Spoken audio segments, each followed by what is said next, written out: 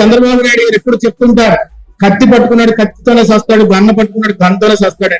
రాజకీయం పట్టుకొని ఇప్పుడు దేశంలో ఎవ్వడూ ఎదగలేనంత ఎదికెళ్ళింది ఒక్క చంద్రబాబు నాయుడు గారు అంటే అది ఎప్పుడు ఆయన కత్తిని ప్రోత్సహించలేదు, గన్నను ప్రోత్సహించలేదు, కక్షను ప్రోత్సహించలేదు. కానీ ఆయన ఒకటే అంటాడు, నాయకుడు అన్నాడు బలం ఎప్పుడు ఉంటుందంటే ఎదుటోడిని రాజకీయంగా తొక్కాలి తప్ప రౌడీజంతో తొక్కకూడదు.